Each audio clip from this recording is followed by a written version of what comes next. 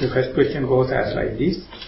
Please can you explain the perception sanya and consciousness vijnana and wisdom panya in relation to the experience of anapanasati meditation. Sanya, Panya, Vijnana, this is a very favorite character in commentarial. It is, as far as the definition is concerned, Sanya, Vijnana, Panya, that is what this is. When a small kid, while playing on the ground, in the lawn, it happened to find a gold item, a earring or a ring or something like that, and it finds it is something special. The weight is there, the glittering nature is there, so therefore it gets kind of a sanya. This is not just a piece of rock, and therefore it brings it to the mother and says, "Here mother, I found something like," and then mother understands it, where did you find it, this is very valuable, and this is gold, kind of thing. More than the child, the mother understands it, appreciates it in a higher level. But even then, if she wish to value it, what is the crack in this and kind of this, she has to bring it to the whetstone with the professional person. He will do the test and say, this gold is so and so. So sanya is like the children's understanding. Vijnana is like the mother's understanding. Panya is like the goldsmith's proper understanding. So this is how the commentarial examples are given. So in Anapanasati, our sanya is often changing if you keep directly with Anapanasati for a long time. First, we are asked to see individual characteristics, but if you manage to see the individual characteristics for a long time, the individual characteristic will fade off, and then instead the common characteristic will come into being. So when that happens, our perception towards Anapanasati is drastically changing. For example, as far as the individual characteristics are concerned, the meditator can understanding the meditation is progressing. Can see this is in-breath, this is out-breath, these are the individual characteristics of in-breath and out-breath. But when everything is becoming fade off and the common character appears, it usually interest reduces, the boredom and monotony sets in, and therefore due to this changing of the sanya, many people interpret it in a negative way and destructive way. They give up the meditation and get up and go. That is why the understanding of sanya is necessary. Whenever the common characters are coming up, the fading of nature, the boredom, the monotony is a common thing. So therefore many people always changing their feeding and their clothes, dwellings, all the things are always changing. That is the consumerizing society, and so that we fail to understand the suffering as such. Instead, the Buddha says, look at one object for a longer time, then there is a sensational transference that is happening in the sanya skandha. But through the sanya, many those who go with the rational mind fail on the halfway because they are not well instructed. The instruction is you must have a choiceless awareness. Whatever may be the changes happen, don't give up, just continue the observation. Then you can have understanding about not on the common individual characteristics, you can understand the common characteristics too. If that is the case only, you are becoming qualified to do insight meditation. Otherwise you will be kicked off because of your early judgment. Lack of observation and early judgment make you inefficient yogi. So instead what the meditation masters they say is, whatever the thing happened for the discouragement, whatever the thing happened towards the boredom and kind of thing, expect it, be prepared, don't give up, continue it. That is how you become master, develop not only the individual characteristic, you can understand the common characteristics also. Then only the mind become prepared to see evolution of the very same object. So that is evolution. Buddha recognized this as the changing nature, that is called viparinama or anicca, the changing nature. But our mind at a time refused to see this changing nature. Even though it is manifesting under your very nose, your sanya is blocking it, unless otherwise you are instructed. So therefore, you must have theoretical understanding, you must have kind of deductive knowledge. Even the situation become unpleasant, situation become boredom and monotonous and fearful and lost, you must have the courage to go there. That is to overcome the hindrances due to the sanya, and when you go further, only you can understand the changing nature of the materiality. But still, your mind is not sharp enough to understand the changing nature of the mentality, the non-material thing. But unless otherwise you develop a certain amount of skillfulness in the materiality, you are not qualified to see mentally. That is why Buddha in Satipatthana keeping the Kayanupassana first, that is contemplating on the body as body, the materiality, and then once it comes up to a certain satisfaction, skillfulness, then only you become qualified to see Vedananupasana, the material mentality, and then only you can qualify to become Chittanupasana and Dhammanupasana. They are in a gradual process, that is because of the sanya. The sanya is recognized as a mirage. That's a classical example the Buddha has given is the mirage. The mirage is something like happening due to the heated air on the surface, and at a distance it appears like a body of water with some frills and waves. But of course there is no water, it is utter heat is there. So therefore the Buddha is telling that the deers and the other wild animals in the deserts and in the dry season, seeing the mirage, they are chasing behind thinking it is a water, and ultimately whatever the distance you chase behind, the distance between the mirage and the person never come close.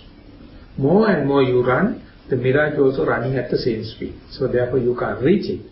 Even if you reachable, that you meet only the heat, not the water.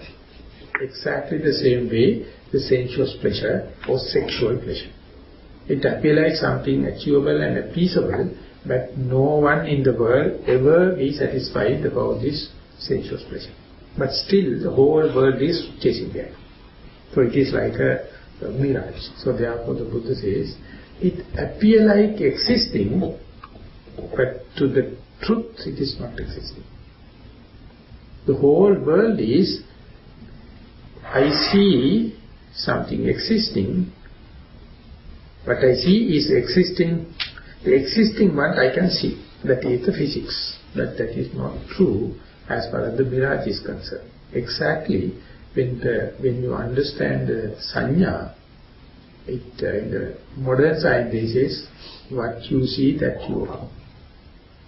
Wherever you go, there you are. What you see is not what really existing, what you see is what you wish to see, what you like to see. And that is how our mind is camouflaging. That is earlier thought, when the Buddha was mentioning the yene manyati tatotam hoti anyata, the people were these mystics. He's talking about something only digestible for the Eastern people, not to the scientific mind, and they reduced. But now science itself is proving the same. They are the joke present day is the Einstein physics you can't check with Newtonian rules and regulations. Einstein physics you can check only with the Buddha's teaching. So therefore now a new interpretation happened. So in the discussion the Dalai Lama also mentioning first apprehension of the thing and reification that the second thought moment onward sanya is playing head. First you apprehend it. That is something physically happening. But immediately upon what you apprehended, reification happened. You impose some values upon that, then onward what you see is your values, not the real thing. So therefore, unless otherwise you understand the camouflaging or makeshift, shape-shifting nature of sanya, you will fight with other people without any communication. You think you are communicating, but no communication takes place. Communication takes place once you understand this camouflage nature of sanya. So presently is called information technology. So when the information technology, if it is efficient, it must be something to communicate. But today it's a hell of a miscommunication. So, for a yogi, it's a tough task for a yogi. So if I have a thought, how do I know whether my thought is under the influence of opinion and view or reality? So it is called concept and reality. Then the concept becomes reality and reality becomes concept. Whenever Jnanananda has written the book, concept and reality is still a classic. No one can understand unless you go materiality first, and then only you can understand concepts. So first you have to understand anapanasati or materiality, the kaya persona. Then your mind becomes tuned or sharpened to go into the mentality. So therefore the Buddha says, if you are to claim that you know Anapana, you have to see all the 11 facets of Anapana. 11 facets means you have to see the present form, the past form, future form, desirable form, undesirable form, gross form, subtle form, in form, out form, closer form and far away form. So when the Anapanasati is going to show all these kind of things, we get discouraged, we get bored. We say, now Anapanasati is I don't like it. I feel it is subtle.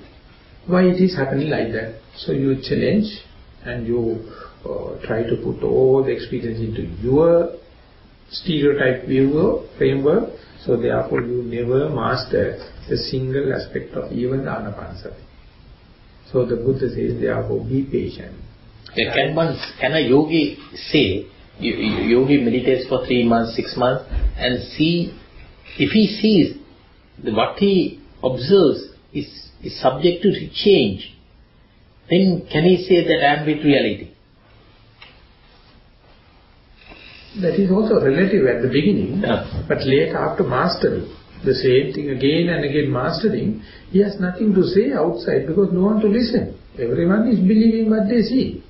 No, but a yogi is now going into this stage and then he has thoughts. Sometimes we observe, even now we observe things, but not deep enough. But the observation they allow me to dance because of if I see a nice car, I want to have it. So the nice car is controlling me. Then I decorate the nice car within my body. But if I see the car getting old and this, which is the reality, the car is not the right example. Why I am saying this, the yogi has a tough task. A pattern of observation is there. He doesn't know whether it is under a mirage or reality. So if it is reality, it should have the changing nature. If it is a mirage, you will be decorating, or how does the mirage orders you? See, because if you are observing something, that is partly done to bring this point. Whether you are dreaming or not, you don't know in the dream. No. So you are really fantasizing. And when you get up only, you come to know you were in a dream. So are we in the, what you call in the awakened situation, still Buddha says you are already dreaming. We open eyes also you can dream. We dream open eyes. Yeah, that is why we are daydreaming. Yeah. So we yogis can understand which is a dream and which is reality. It's a hell of a task. Yes, that's the thing. For that only the Buddha says, don't arrive at a conclusion, instead observe again and again. That is what called insight. Observe again and again. Observe from all the possible directions. That is called, evenly suspend the attention and suspend the decision. Right. Decision is suspended. The arrogance is the one pushing you for a decision. then you get committed, you have to answer. So yogi is the person never committing himself. He says, still I have to observe. The case is running, the witness is coming, and the judge is not rushing to a decision. He says, yes, you have a objection, please come out. If you have any answers, give. So he gives the free chance for the things to happen. Ultimately both the parties, even without the judgment's involvement, come to know. That is the way, but present day is pushing us and rushing us to a decision. Then you are a slave. Then you are a slave. But the meditative life is, you vow not to rush. Not to arrive at a decision. Each decision is your sankhara become. Your karmic forces become. You are answerable. So therefore, you just keep on observing. That is to say, you have enough time for feasibility study without putting into a framework. So that is other people, those who are in the multitask, telling is a wastage of time. They say who the hell have this much of time to think about and collecting information. Therefore, everyone is rushing. So therefore, yogi is someone going against the grain from the social point of view. So not only that, yogi is going against the grain as far as his own wish also concerned. His also wish also shaped by the social values. So therefore, he also wished to have Nibbana quickly. That's right. To have achievement in the meditation also, to have quickly, he was still in the same track. So can I ask a question about suspended decision and sustained attention? Some meditation instructors say, observe and then let go. Everything that comes to your mind, actively letting go. In my experience, you can't just actively let go. You just observe and just observe it passing away. What can you comment on that? That is why that the letting go is the nature. You have to accommodate it. You have to just believe that things are happening. You are uninvolved. You can observe at a distance, and that is the way it's letting go. But you can't do it. Whenever you do, your ego comes into being. Your will, your volition, and your motivation come into being. All these are very tricky things. So one can observe and let go. One can. It is not meditation.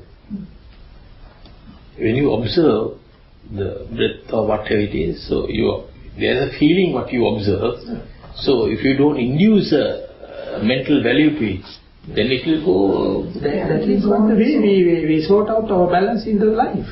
But if you are going to do letting go or something like that, that is special artificial. So therefore, sometimes when you are putting, our language is very tricky, whether it is passive words or active words. So that one has to understand, whether you are looking or you are seeing. You are listening or hearing. So that is a very tricky point in the grammar. So in the instructions also, we often, the passive thing we try to put into the active form to make it enlightened. Ultimately you don't know, you get committed. So that keep the passive words as passive words. The Buddha's recommendation on the morality, never a commandment. Other people put it as a commandment. Buddha says that there are moral values, you accept and observe. It's up to you. I am not the person to tell you, you have to do. Then Buddha is committing mistake, and the person doing also become a slave. So meditation also such a thing. No one can impose upon others. Sishya karna sikkapadan කියන්නේ sikkapadan කියන්නේ restrain oneself. Restrain myself. But it is not the commandment of the Buddha, not the commandment of the priest. That their objectives, their task is to let them know. If you can observe this much of result. If you are not, this much of consequences. But that is the way. No one can impose any rule upon another person according to the human rights. But the religion is always with a set of rules to impose upon. But the Dhamma, as such, no such. It's an open ticket. No one has any authority. In the Dhamma, no fighting for rights. never mentioned in Tripitaka any, how do you call it, Aitivashika? Patent rights, ownership. Rights, that word never appear in the Buddha's teaching. It is 84,000 or number of words. Never asking for any right. He says, your right is to be here and now. But all the other religions, even the Buddhism, is imposing politics. Fighting for rights. So such a dirty thing. Against whom you have to fight? If there is a creator God, of course you can go and complain. But the Buddha is not accepted. So therefore when we are practicing also, keep the mind relaxed. Do it, it's like as and when it happens, but don't go for regimentation. Go and do it as a task force, and then you are still in the same agony. So that is the one point as far as the sanya is concerned. That to understand, whole world is depending on this sanya, or this labels. And that is why the Buddha says, for his omniscient knowledge, there is nothing in this world without a label. People are so dirty, putting everything a label or name into anything. But after labeling, the concept also comes through. That is the right, that's the danger. With the label only it happens. That's why Buddha says, anything unlabeled never give any suffering. Suffering comes through the matter which has been already labeled. Whether it is me or other, whatever may be. Therefore, people never happy if there is something not labeled. So nomenclature is a big thing in science. Ultimately he becomes slave to his own labeling. That is why the concept becomes a reality for himself, and that reality is becoming a burden upon oneself. So if you take it as a volatility, it's a just passing thing, no harm. It is not disturbing your moral responsibilities. For purpose of communication, you must have labels. For purpose of communication, to communicate what? Ideas. The ideas either go for political gain, or social, or economic. Education. What is still you can define what is the meaning by education. We sympathize with education. We sympathize, he's kind and education and all, but there's a lot of knowledge involved, giving and all. This is... So Bertrand Russell he has taken, he says in the Catholic Church, it says everything on the will of the God. So teaching this was introduced. But only the person Aquinas, Saint Aquinas, he brought a suggestion to the Catholic Church telling, there is a certain amount of will, not 100% with the God. So therefore, if you accept that will, I can produce the proposal of teaching, education. So Catholic Church weighed it. And then told, yes, we accept Aquinas is not a heretic. And they accepted the will and education, that is why he became the father of education. And then acceptance of will, it is like a given barber knife to a monkey, cutting himself, damaging himself. That's tough to understand. That is tough to understand, because all our central point is on knowledge. We get proud, I understand. All the time I understand. You see that we are used to that. I read a book, I understand what is Anapana, I understand. Very difficult to come out of that. So when you are telling something, I know you. I know. So that's the way we have been used. Yes. But what the hell you know? You know how to inflict suffering upon oneself. That's the way you know. That is the only art you know. From the Buddha's point of view. Instead he says, when the Anapana happens, when the Anapana ceases to exist, no any intention, you see, everything is there. Fully contented, whole body experience, and it is out of nothing. It is not from the rupa, or the visual things, or sounds, or nothing. What education? It is called de-learning process, therefore, Westernist people telling, the vipassana means de-learning, deconditioning process. Sanya is conditioning, and it's called learning. Ultimately you measure how much sanya you have in the question paper and how much you can vomit the same thing. And there was one case when we were in the university, I was just entering university, one of the permanent secretaries in the questioning the people for civil servant, to the civil service appointment, he asked what is the length of the river of Maha. And in the book it says 236. But that particular person told, I don't know. And from which point to which point is 236? You can say it is at here. Maha start from that not particular point. And he told, you are going to become a civil servant, still you don't know the main river's length. He told, I don't know. Because it is ever changing. And then the ultimately educators questioned the permanent secretary, do you know? Then he told 230. Did you measure? From which point to which point? So you were changing. Ultimately become a volatile thing. You ask, if you say 236 is your condition, you get the full marks and you will be a civil servant.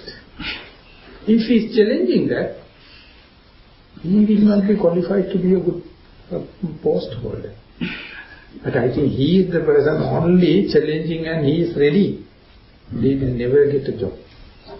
This is the society. So the thing is, I will put me and myself, every one of us, or most of us, always take the knowledge as a shield to protect ourselves. No, hit others. Hit others. That is the knowledge. Knowledge means you to show your actions. Humbleness is taken away. That is why the Buddha says, as far as you have taken it, you are damaging yourself, you are damaging others. So therefore, see the danger of this. And knowing that if it is so, you can make use of the well-being of the others. Otherwise, you become arrogant. This arrogance is end of your progress. End of your progress. No, if there's pride, there's end of progress. So therefore, present-day knowledge is a quite question, because they are highly educated people in the full of stress from morning to evening. So what the hell they get out of this knowledge? The normal single being, they are doing their farming and kind of thing, they are well happy, they are living a good family life, happy. Therefore the sanya. But monks also produce a lot of knowledge. The monks and preachers. They are the main source. Preachers come and give. They are the main source, because their main job is that. It's a pester. And after giving the knowledge, and they compliment you, you have a nice knowledge, and they come again for knowledge. So that is why that you are very difficult to understand who is benevolent and who is malevolent. That is specifically come under the effect of sanya. Sanya is such a thing, the camouflaging, and therefore once your mirror, once your spectacles are wrong, whatever you see is wrong. That's a very good example. My teacher was a soil, when at the university we had the soil science, and there's a genius person, Kalpani. Kalpani was the professor, and under him, my professor was training. Kalpani is so sharp to get the soil sample and say this is the color and this is the shape and kind of thing without the mentioned color chart. He's sharp. My professor is learning, and both of them go to the field, and my professor as a student showing this is the reddish brown earth. He says, what, reddish brown? This is not reddish brown. And he says another sample, this is the long black color. No. So my professor is asking, what is this? He is checking with the mentioned color chart and telling, but the professor is not going to see, he is wearing sunglasses. So whatever he is producing, he is measuring not with the mentioned color chart in his mind. But whatever my professor is showing, he sees through the sunglasses. So it appears like little darker. So luckily at the field, he found that, professor, you are wearing sunglasses. Then the problem is solved. Till that, how to take our sunglasses away? To no one. Because we will fight again, don't touch my sunglasses, because it's my human right. Yeah, that is right. It's my human right. That is my human right. That is why Nandamani says, Idarinda Matadakinda Magehine. This is our rights. We ask that let me see my own dream, don't wake me up.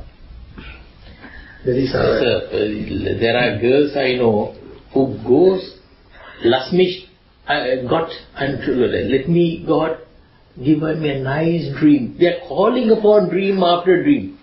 But the people going for alcohol also the same. That they are on word, they can live the dream world. And it is only the payment of the alcohol. And this is there, we are in our own life, don't disturb it. That is what we call amusing ourselves, escaping from our main task. For that, the sanya is a huge servant to appease yourself, keep it in your own dream, on your alcoholic or kind of called dope situation, and each and everyone has such escape. One or the other way, we balance ourselves by keeping our mind, giving enough toys, so-called sanya. So once it is removed, you will understand what a crazy, mad world. And it is very highly applicable in the information technology. If you observe the advertisements, the newspapers and everything from even to morning to evening pouring into yourself, ultimately you will only get conditioned. So that's the danger of sanya. So that is why Buddha says, go to the forest, no such advertisements. No information technology, birds, the wind, the rocks and the trees, there is no advertising, no camouflage. So going back is the only way you feel what is unpolluted thing, what is uncontaminated by human, still have the natural nature, natural order. So and then go to the vijnana. Vijnana is the one is discriminating. This is materiality, this is feeling, this is sanya, like it discriminate separately. So as far as there are fighting between two groups, vijnana gets upper hand. If you say, never mind, we are cordial and we are not worried about the discrimination, then vijnana becomes faded off. So vijnana do not like, therefore, to have this common concept, choiceless awareness. It is the poison for vijnana. So therefore vijnana is always making riots, making tribal groups, tribal fighting. So vijnana, more and more fighting happen, vijnana gets the upper hand. It says, it gets the jurisdictional power or executive powers. So therefore whenever the in-breath and out-breath become equal, vijnana become upset. As far as they are discriminate, vijnana is playing the game. But when they become equal and subtle, then it come out and say, this and that suggestions, you get up and go, this is something wrong, and doubts and all the kind of. You mean to say the observing person or a meditator, he is observing a battle within himself, or? It says, W.S. Karunaratne, the professor, he says, there is no battle outside, battle is between your rationality and emotional bit. Oh, that's the battle. That never it's ending means your death. Life is always a friction between the rationalization and the emotions. Or the heart is the emotion, rationalization is the head, and never they are talking each other. But you see, sir, if I am emotional and I fall in love or in a music or a girl or anything, you get slapped from the society, you are bound to do a mistake. And if you are rational, you get a headache, unable to look after the feeling. Now where do you go from there? So that means two extremes. Buddha says, forget about the extremes and come to the middle. That's the first and foremost. Don't entertain these two extremes. They are very colorful, but they are very taxing. They are very, burning the candle from both ends. So when you come to the middle, it's very pale. It's very boring. It's very monotonous. So who the hell can be there? It's better to go there and have some kind of a go-go show, variety entertainment. No one is bothering you, so you are invariably going to the kind of thing. And when wear and tear happens, again you come and say. Okay, can you talk about a middle? Now the middle also is difficult for a normal person to understand. These are two extremes. Can you put the middle as not clinging or is it possible to... Middle is always characterized, not clinging. Clinging happen only with extremes. So when the not clinging happen, you can understand something now, novelty is happening. I see. So therefore... So that is a proof for yourself. That is the attribution of the middle part. Not clinging. Not clinging. So the not clinging is... Neither views or emotion. Emotion is... It appears like a monotone. Is an emotion a view or a feeling? Both. Rupa, Vedana, Sanya, Sankhara, whatever may be, not titillating, not bubbling up. So therefore it appears like monotonous, it appears like boring. And therefore that whenever it happens, you feel like life becomes colorless, listless. You like to have a black and white, you like to have a colored feeling. But the middle part is lying in between. There is no attraction, there is no judgmental, there is no clinging. So that is how majority don't accept this religious life, don't accept this spirituality, because it is colorless, it is not attractive, it is not clinging. But the Buddha made monks to be colorless. Look at the Sura, look at the... You can be a monk, no problem. No, colorless, I mean, it's an option open for you. Don't look at the monks and point at the monks, it is open. You are a people, you are a human being. How the Buddha dressed the monks, or he himself dressed. Colorless, I mean, there's a color of the Sura, that's also... So recently one small girl, young girl, she came with grandfather, and she was looking at me and waiting, and then grandfather wanted to make friendship with me. So I taught her the Pollyanna, my famous story, and they was very friendly with me. And then she wanted to ask a question. Why you are wearing this color? Then I told, when you live in the forest, wild animals don't see any danger in this color. And when the sun rays come through the trees and it is falling upon this, it won't make any hiatus. So you are not a challenge, you are not a threat. If it's a dark red, you know the bullfighting and the bull become very aggressive. But this is the color, it's fading off, not arousing. So therefore it is the color of, it's a color of the bankruptcy. It's a color of no taste. It's a color of no interest. But the color comes from the skin of the trees there. So and the bright of leaves. Did the Buddha specify it has to be brown or orange or sometimes you get green also? Kahata. Kasata siva. Yes. But kahata can be also green, no? Kahata never be green. When the time passes, everything comes back to this one. Even the fresh green color, if you keep it, fermentation, ultimately tea leaves, comes to the black color. That's our tea brew, come to the kahata part. That's the color, no? Stay. So the sanya, vinya, panya, that is the way, and these word meanings are there, that is what I can communicate with, but it is an evolution in the mind to understand the illusion as illusion. That is what we call panya, and it's very nicely in the, how to call this, Salayatana Vibhanga Sutta,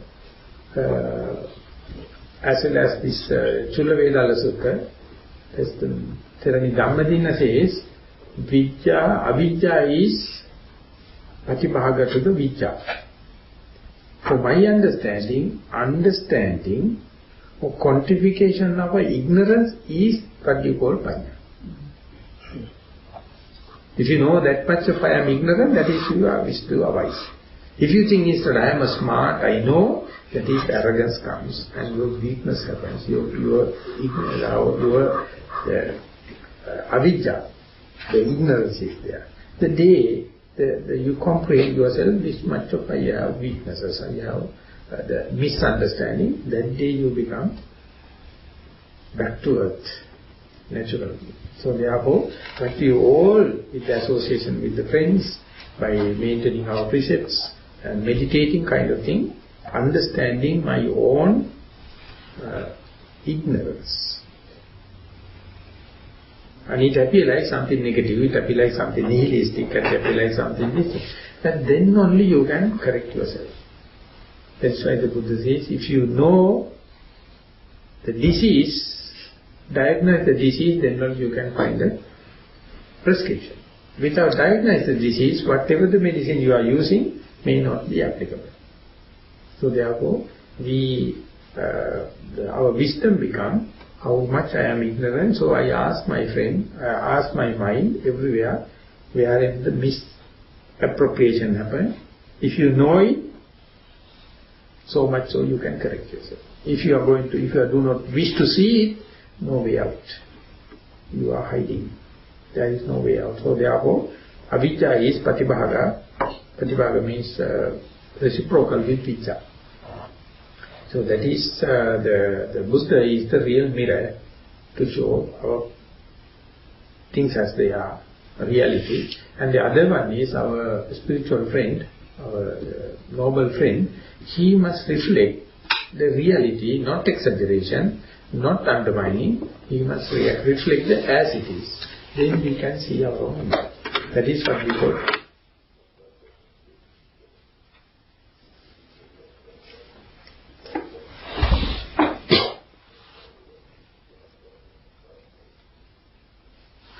The next one is, could you kindly explain the Sankhara Upekka? I thought of in the Dhamma talk also to take this subject and go further. Whatever may be, the Upekka is the main term here. Upekka means that equipoise, equanimous, or forbearance, khanti. All the terms are explaining almost the same. So our friction, our tension, everything happened because we are not ready to accept the things as they are. The things in the present moment. We wanted to adjust it. That adjustment is called sankhara. So the day you feel enough, there won't be any sankhara. You will be happy. The adjustment is sankhara. Not only that is intentionally that we are. So therefore, the moment you understand that is enough, now I am in the enough, then onward there won't be much adjustment, there won't be much amendment to all the kind of available, then and there you have the happiness. Moment you see not enough, you are a devil, you are a jakka. You become aggressive with suppressing others, so whatever the ways means to come up to that what is not enough, and that is how the economic gap we have all the time. Our earnings are not enough to fulfill our desires, so much so the creativity of the mind, so much so the productivity of the mind, because we don't feel enough. In Pali, it is called santutti. Santutti paranandana. The most valuable asset in our life is the feeling of enough, the satisfaction. Unsatiability is a cancer. It's keep on. That's a good thing, to feel that's enough. Inside, when you feel that's enough, he's the richest man, no? Yeah. The Buddha says, Santutti Paramanda. So when I was in London Buddhist Vihara, one of my friends presented me a book, name is Enough. And he says, he is not Buddhist. Yeah. No. It is not Buddhist. And I narrated one story also, you know Shiroma? Shiroma has two sisters, two daughters. And the younger one day has come and told while in the dinner table, Mummy, I wanted to have a tattoo in my body, which is in a covered place. And the Shiroma told that is completely abnormal for a girl to have tattoos, but what to do? And she said, never mind, that is your body, you do it. And then she's still telling Mummy, I am not going to do it in the exposed area, I am going to do it in a covered place. And he says, it is your body. I don't care. I have made up you and now you are up to you, so you do what you do. I am going to do tattoo 4 words. Still in Shiroma is callous. And she said, don't you like to know that what are the words I am going to tattoo. She says, I don't care, because that is her reaction. But when she has told, what I am going to tattoo is, the day you know enough, you are fulfilled. That's a good thing. Enough is enough. The day you understand this is enough, then nothing necessary. No, not necessary any condiments or anything. This is enough. But we never feel it. Even we are not enough regarding our meditative achievements. Achieving this jnana and that jnana, we never feel enough. So much so we are burning the candle from both the ends. So Sankharopeka is the level that you understand. This is the maximum we can go. Not a single being in the world died happy. Everyone died with this vacuum, with this not enough concept. So therefore, the moment you understand it, you will start to feel, okay, I am happy, I am enough. Then no one will challenge you. And then no, you can entertain the life what is available. Otherwise, you are always aiming at what is not available and chasing behind, and still you are spoiling what is available. It's a mundane state. Huh? It's a mundane state. Whatever may be, you can cross from the conventional to the absolute through the term enough. Cross over into the other through the term enough. That is called the Santutti Pramandana. Santutto hoti. That is Yakalabha Santutti. Whatever you got, that is my merits. This I got it. That's all. Enough. How do you give yourself the feelings, for example, that are not enough? How do you? That you long for, that you feel that are lacking, or... So when it happens, you have to understand this is the dynamite, this is the cancer. So when and where it happens, you can understand, is this me or mine or myself, this feeling? Is it, should I claim it as mine, or me, or myself, or is it a stranger? The day you're going to see it in that way, you understand they are gate crashes. They just come in, and what the bad thing is, we claim later, it is as me, mine or myself. Moment you claim it, you get committed. In a positive or negative way. As and when it happens, soon when it happens, earlier the better, you can understand they are just passing clouds. They are just the inner thoughts, or thought without a thinker. Why should I worry about them? They can come and go. But I am happy. I am here. I am getting what I need. Thoughts without a thinker is tough to understand also. Normally we always feel, I am thinking. That is what the Kant told. I think, therefore I am. But that's not really true, no? So if it is so, you can believe Kant rather than Buddha. No, I think Kant or Descartes. Descartes said it. Descartes. He told that cogito, ergo sum. I can't. Is it Latin. Cogito? Ergo sum. I don't know how to. Because I think I am. No. I think, therefore I am. So therefore each and everything we justify telling this is me, this is my soul. So Buddha says, Netam mama neso hamasmi nameso atta. When a thought happens, just look from that viewpoint. Is it me or mine or my soul?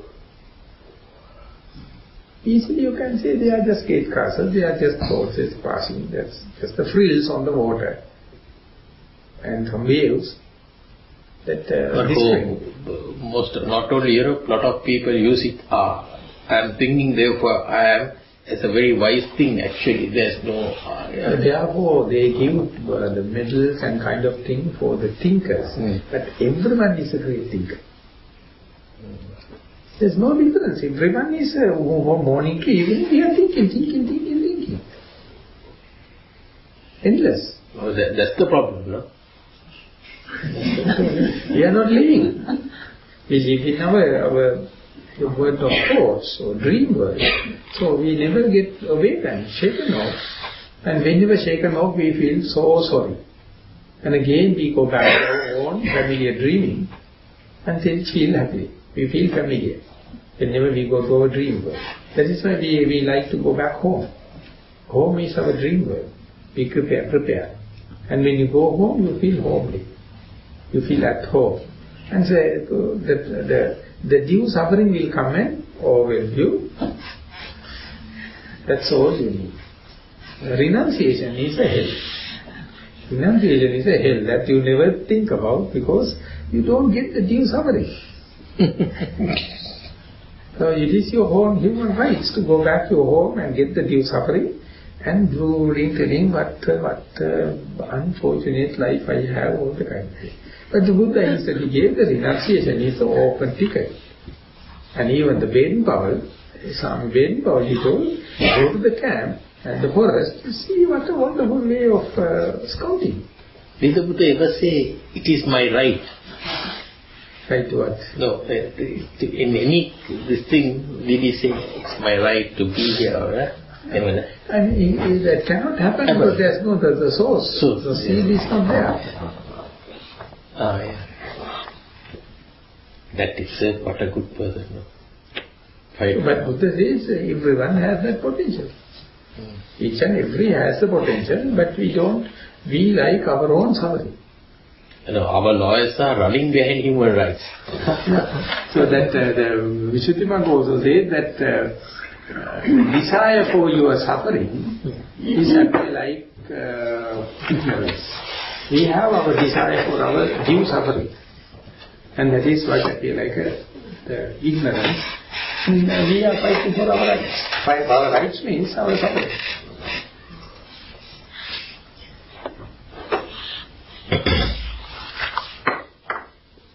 Very right. It's a habit, no? Sankhara is a habit, or in a sense you can say that's the addiction. So sankhara is addiction. So we feel happy, we feel homely when we come to our own addiction.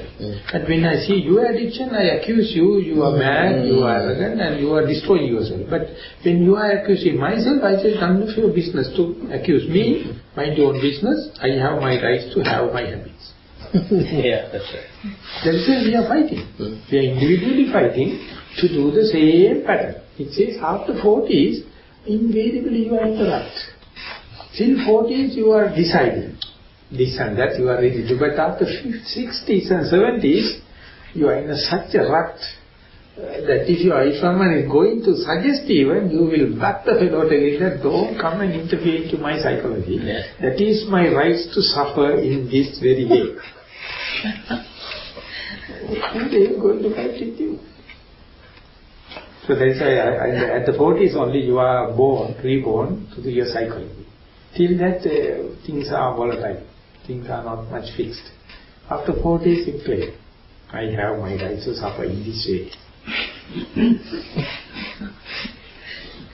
That is what... No, in Germany also the same thing. They but the point is they dream, it's alright, but they impose the dream onto us. Not to the second generation also. Yeah. They impose to the second generation, then only says my student, my children are very obedient because they are doing the same mad thing what the mother doing. Yeah. Same mad thing the father doing, then they is very obedient. But if they do as they like, as they free, they say they are very arrogant, they are not listening and they are not according to our customs and tradition. So they keep the fighting. I can talk it because I am not married, I have no children. Otherwise you are committed, you can't play, you can't tell like that because it's something in your blood and your flesh. Excuse me, I'm a bit confused. That is, you, Buddha or the later monks said there is thinking but no thinker. Where is the way to understand this? When you learn or when you know by yourself that thinking is the one that brings you out further, on a wrong way or on a right way? But I can't, I have no, I have no way to this. No, And I don't know if Buddha has said this. Is it because he said there is no soul, so this is different? And I'm mixed up. No, I will put it this way. That all the thoughts are not without thinkers. There are some portion of thoughts, if you carefully analyze, that you not wish to think, but it happens. So that is why the Mark Epstein came to this conclusion. He was a Western psychiatrist, but he first did mindfulness meditation, and they interpreted Western psychology as psychotherapy without the self. One book. The other one is falling apart without breaking into pieces. The other one is thought without a thinker. It's a very bright way he explained. So our mistake is we are claiming each and every thought as me, mine and soul, and that is why it becomes a burden. But if you say a certain proportion of thoughts, you don't know from where it comes. Strange thoughts are happening. Not all. So, but I think there's no thinker. You know the reason why? Any thought that generates seeing, hearing, music or whatever it is a process. So if it is a process, it's made out of parts. You know, if you say it's a car, it's made of small parts. But where thinking is concerned, we feel, well, I am steering. Actually, I am also not steering. Even if I see a beautiful girl, the beautiful girl is steering me rather than me. You know, if I have good music in my ear, so I feel internally, I am dancing for the music. But you can take it from another aspect, the music is getting me to dance. Ich glaube, man muss von der anderen Seite daran gehen. You have to think on the other side. Ich weiß nicht wie. No, can you understand this when you only get this? There is thinking, no thinker. So, but how to make people understand how this can be? I will give you one meditative experience. You are supposed to be in breath and out breath, that is Anapanasati. So when you are doing, a thought happens. And now you have taken for a wandering thoughts, and all of a sudden you come to know you are supposed to be with the breath, but you are in thinking. Okay, then immediately you come to know, some people mind naturally come back to the breath. Okay, so when this situation happen again and again, you will complain, I can't meditate because of thinking. But if you analyze it and say, while you are in the in-breath and out-breath, the mind is taken a shape and go to the thinking without letting you know. But in the thinking also, mind comes to know you are something wrong somewhere. And then it comes back to the mainstream. So going off from the mainstream is something to be discouraged, something to be underestimated. But coming back also happening completely as an accident. And you never be happy on that, because you don't appreciate it. So my point is, when you are in unmindful situation, you know you are unmindful from where that thought comes. Okay. Can you say it is me? I don't know. You are lost. But it happens. That is called the blink. Some blinks are happening. If you are really sharp to understand, that's called thin slicing of the time, and then if you know that when you are in even unmindful situation, there is a kind of a sixth sense to tell something wrong somewhere. So is it you? Have you programmed yourself to come back? You can't do it. The Natur Befehls forms or the imperative. Natur Befehls form. One says selection, but we put different names. But normally it is convenient to think, I am the thinker and the thought is born at the same time. That is an addiction. But that is a primitive way of thinking. That is the way when you go into details. That if you are to think radically, each time mind goes off, you can be discouraged and what the hell, whatever the effort I am going to put, that mind is wandering. But each time it wanders off, it has the nature to come back. So appreciate the coming back journey. Be happy. Each time going off, you have a reason to be happy. Because it has a nature to come back.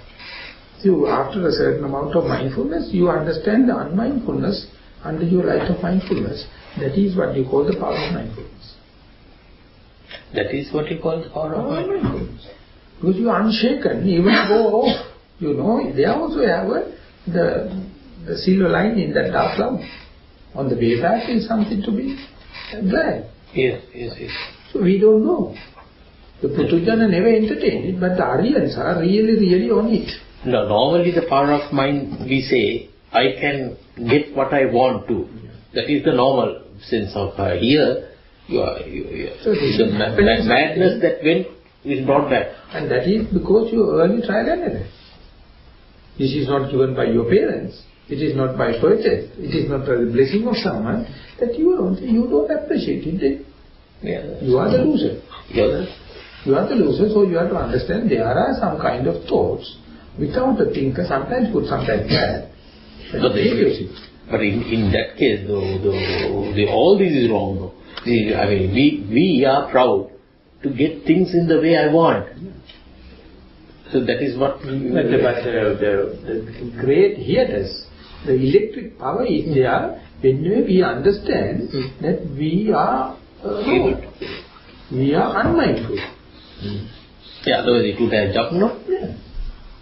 So you don't see the points unless otherwise you are ready to appreciate your mistake.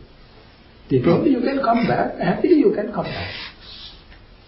And that you call the power of the mind. That is why the Sariputta says that pamade na kampatiti sanipata. You are in pamade, unshaken. Then only you can happily come back. We have to completely total rethink. And there is feeling, but no one who feels. There are not all.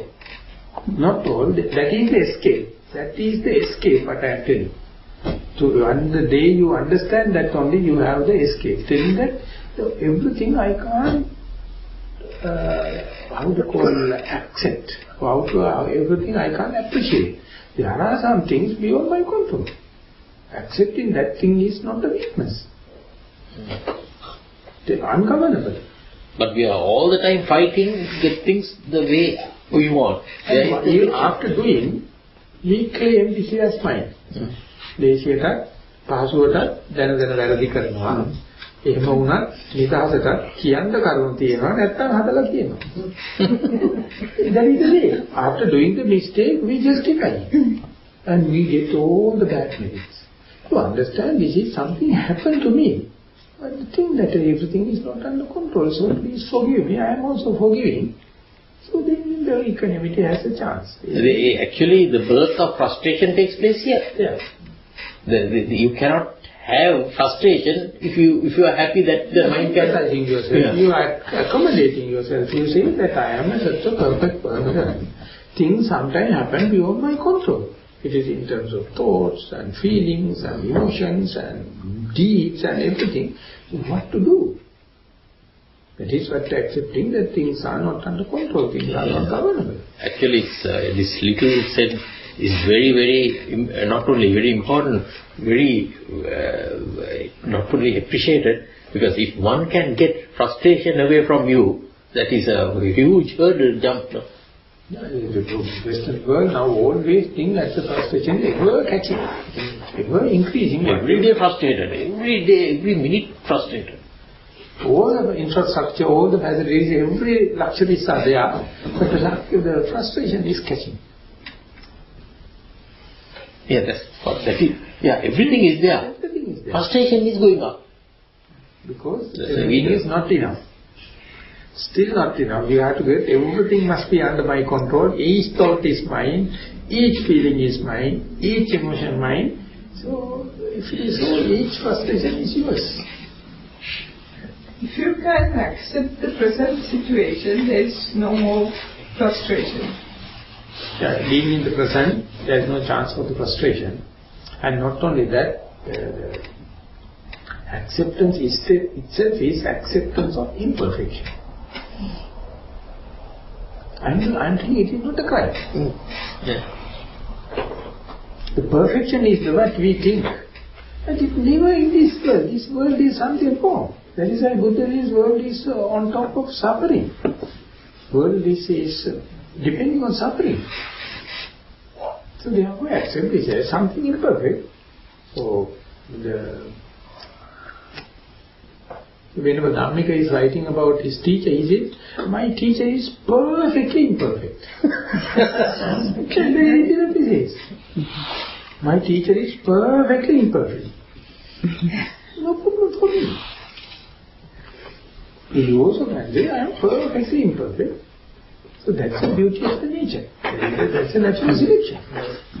If everything is perfect, everything will happen just like in Japan. Boring. Everything systematized, boring. Nobody can think in just take it like how he says that there should have a certain amount of lousiness.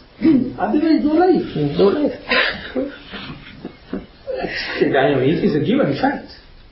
Don't try to make everything a utopia and the perfect society and kind of thing. These are the bad words. What is going, we got it enough. That's true.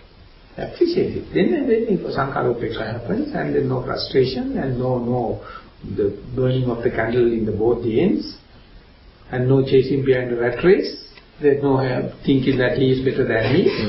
He also in the present moment, I am also in the present moment, he also enough, I also enough. Whole chain of benefits, no? It is free of charge. Ladda, Huda, Vibhuti, Pujyamana. Everything free. Question. These applied and sustained thoughts, are they also produced in it's also part of the mind or? Please repeat the question. Applied and sustained thoughts, it's also part of the mind or?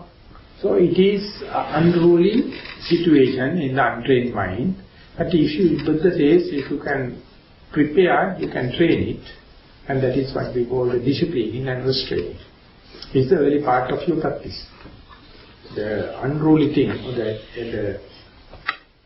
the speed become velocity. Speed become unruly energy. Velocity means it is directed. So vitakka is a part and parcel of your mind.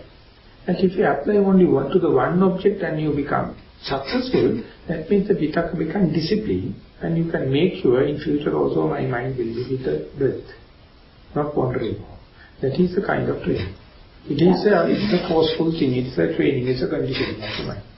So when you say there are thoughts without a thinker, then what about this vitakka vichara? Vitakka vichara is a tool. It's a tool at the beginning to discipline your mind. Once the discipline got, it's an automatic, just like riding a push bike. At the beginning you have to put effort. But later you will ride it, without any effort. The balance is becoming natural. But at the beginning, you can't imagine how can one person ride on this the bicycle. Like acrobat balancing himself. Yeah. At the beginning it is breaking the neck. But once you did it, you can't imagine why the other people can't do it. Because it becomes second nature.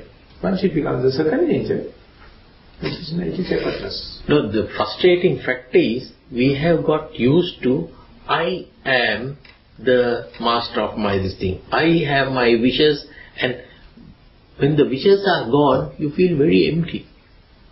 But that itself is the success of the meditation, We are having wishes. I would say it's the success of insight meditation, not the subconscious concentration meditation. That is drastically you have to make a statement. That is the success of insight meditation. Otherwise? About meditation.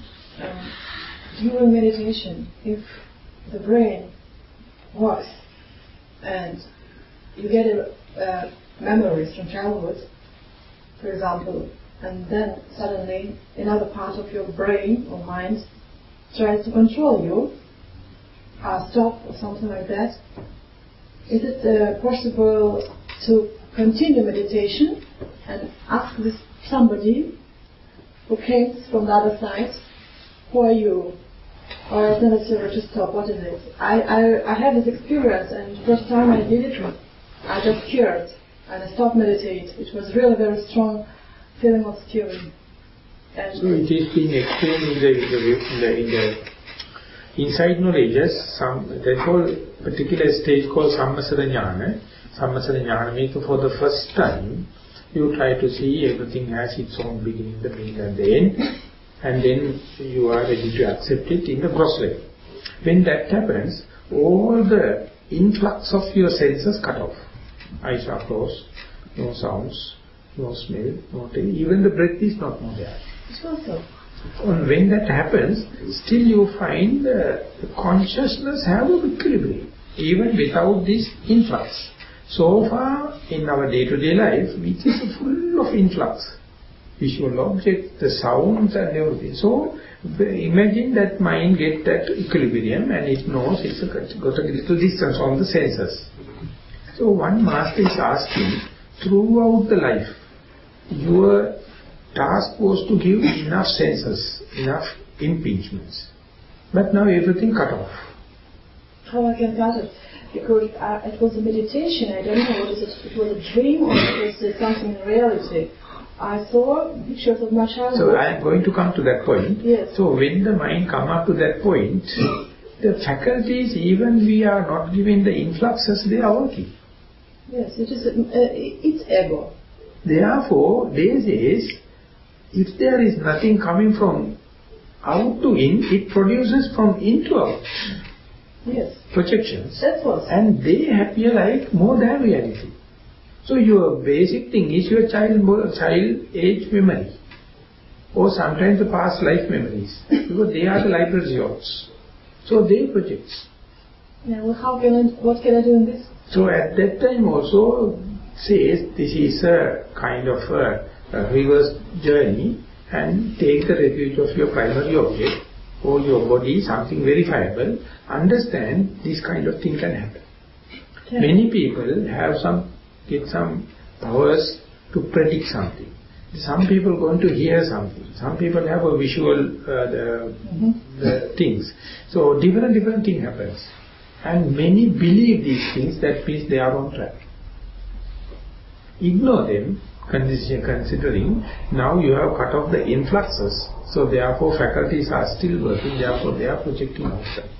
So don't take them as very seriously. Don't try to measure and see what is the meaning and all that, and then you get trapped. Instead, be here and now. Sir, can you have like a long gap without thoughts, without anything like that happening, and then with hindsight you realize that there's this period where nothing happened.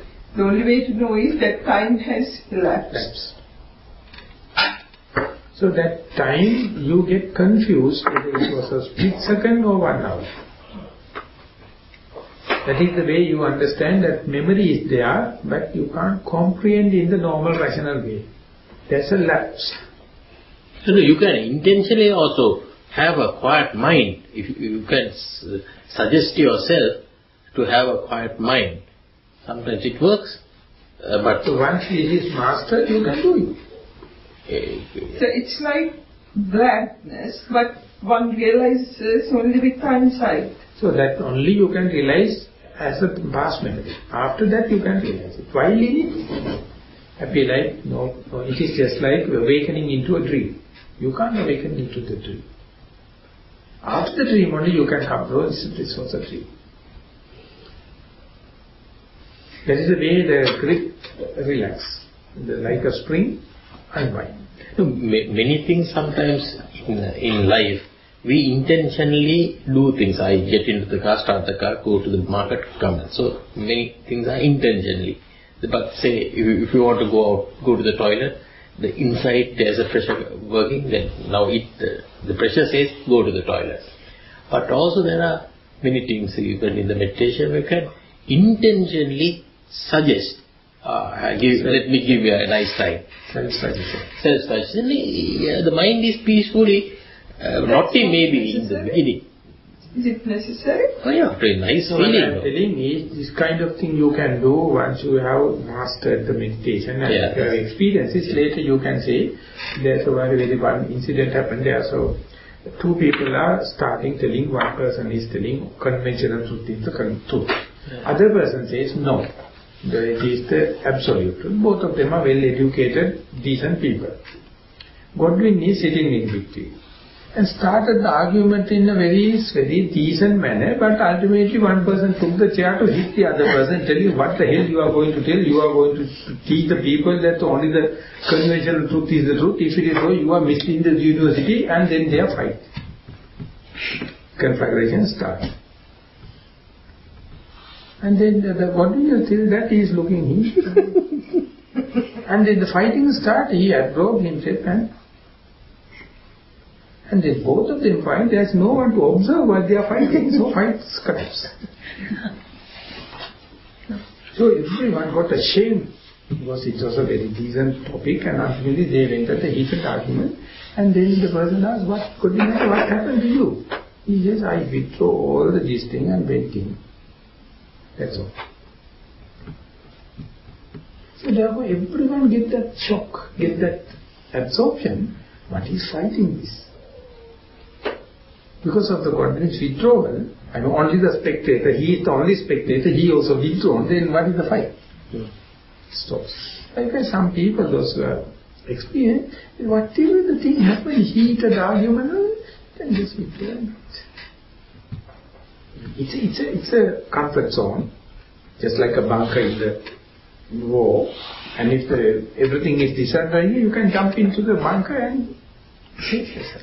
So what really happens in a discussion like this, conventional truth, absolute truth, then intention, any person, I think, by training, you can intentionally, if you are playing tennis, right, somebody says, put the ball exactly this, but a very well-trained person can always keep hitting, but he might go wrong, maybe after 10 balls, 1 ball. He might go wrong, 9 balls, maybe 1 we may get, So it's a matter of training the mind. So once the mind is trained, it has no difficulties in being quiet and all. And that is also not the big achievement of meditation also. Yes.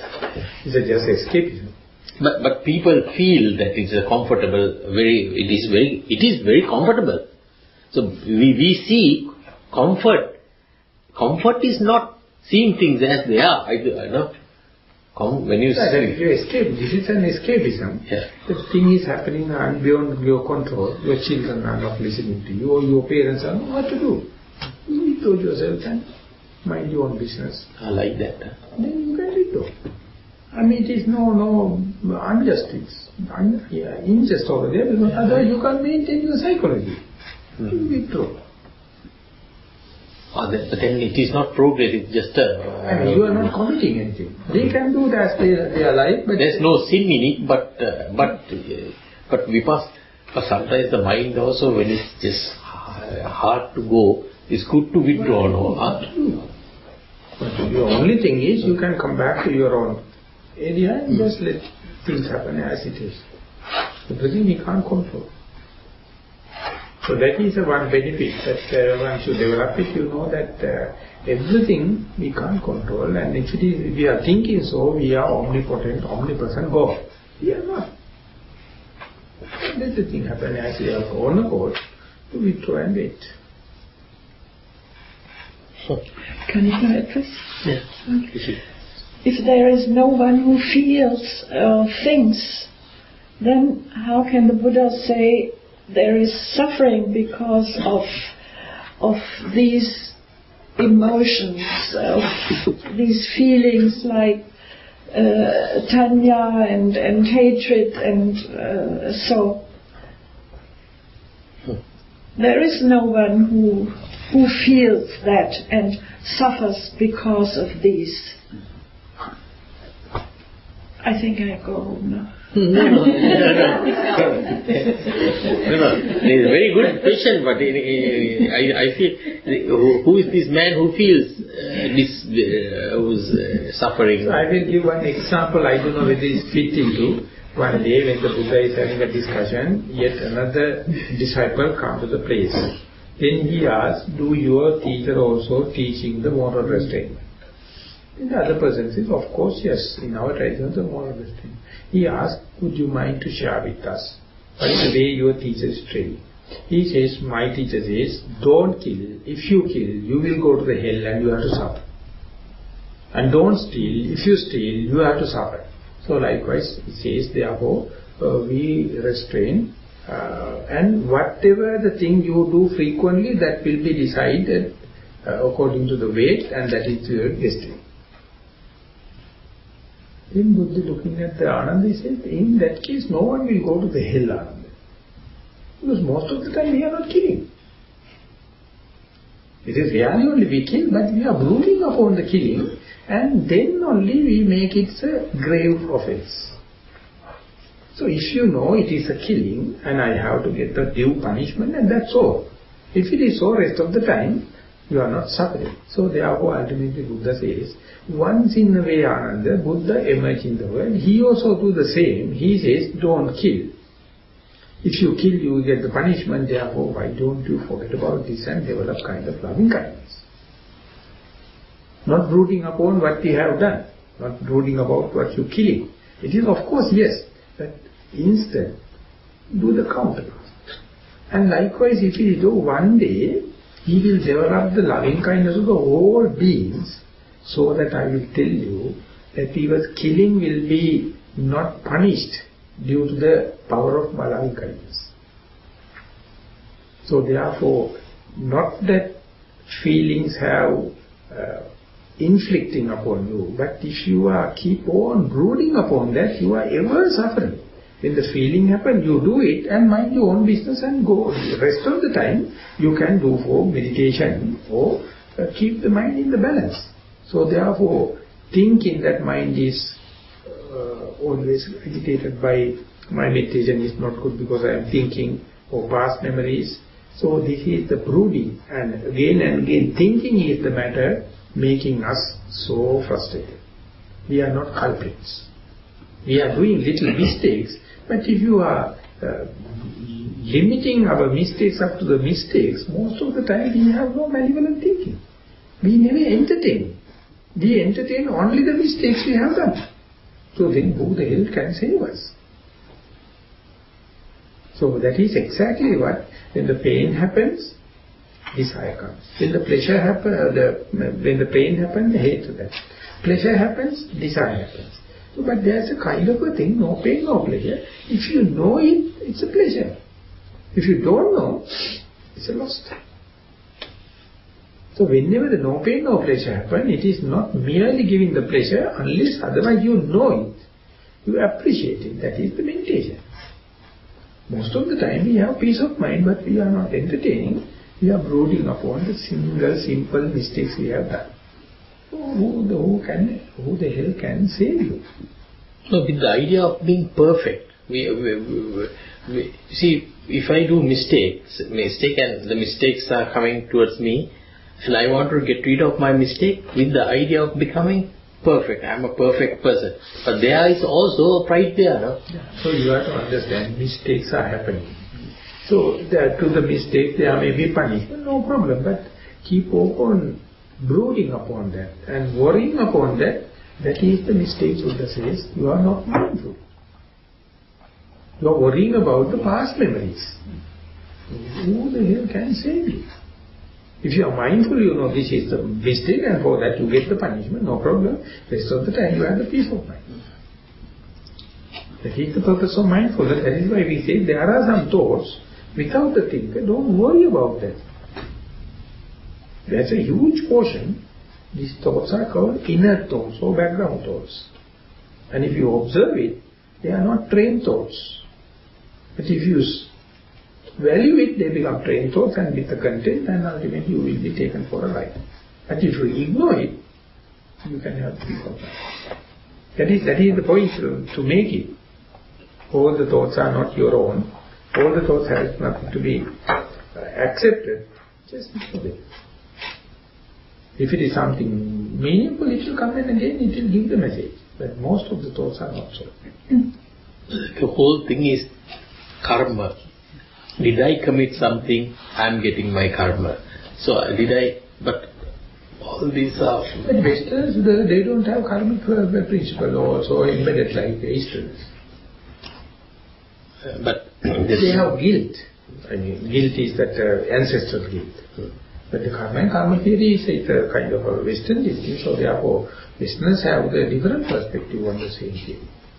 If you see a 35mm film, each photo is different to the other, but when it's running, we see it as a continuity. Animation. So, but here also, everything from neither the same man nor another man. And it's very tough to understand that. This question, your dilemma, I can really understand it. Yeah. And that is a task. I can't help you. You have to sort it out. I am giving a challenge. I am giving a kind of a revolutionary thing for you to sort it out. The moment you sort it out, you are the one going to get result, or if it is wrong, you are the one to suffer.